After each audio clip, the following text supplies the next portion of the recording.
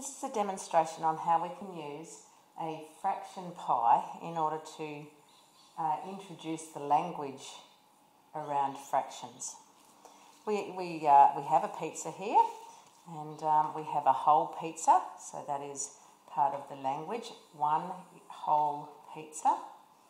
And we would have already gone through the children's language stage, working with food and other more children's real life concrete resources, but it's important that we then move into the fraction, the technical terms for the fractions. We'd do that when we were moving into the maths language stage, and we might be using then, instead of using our pieces of pizza, we might then move into using a bit more abstract representation. It's only a little bit more abstract, but it is a fraction pi without the pizza toppings. So the main points that we really want to get across when we're starting to use the technical language of fractions is about the whole and parts of a whole. So we use this fraction pi in order to show that even though there is one whole, when we overlay, cut it, we actually can have parts, and there is a number of parts. So the important things for us to know is that the whole is always one and doesn't change, and it's only the size or the number of the parts that change. So the example here will be, we have the main sort of simple fractions.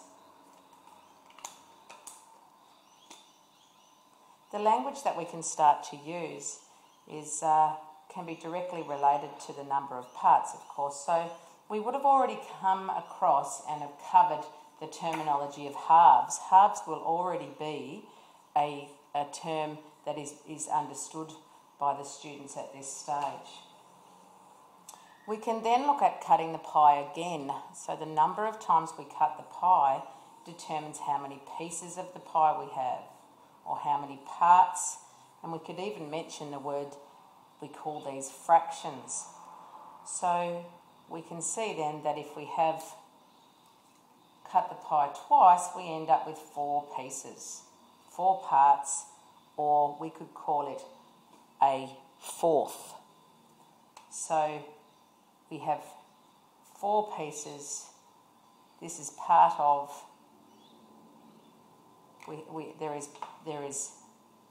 These pieces are one of 4 parts of a whole.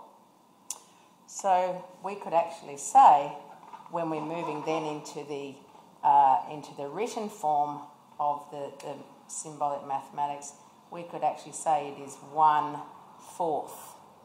Now, I personally like the terminology of a fourth rather than a quarter. It makes more sense to the students.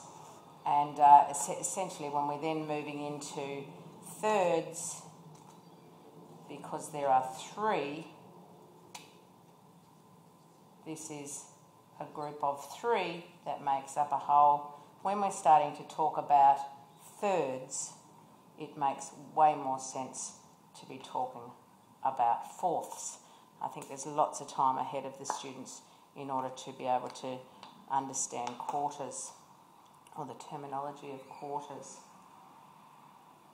So these fraction pies are just a really good way to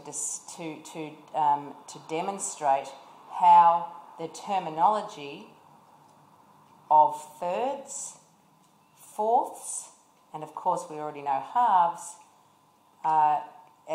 and we start to get into the more technical language surrounding the concept of fractions.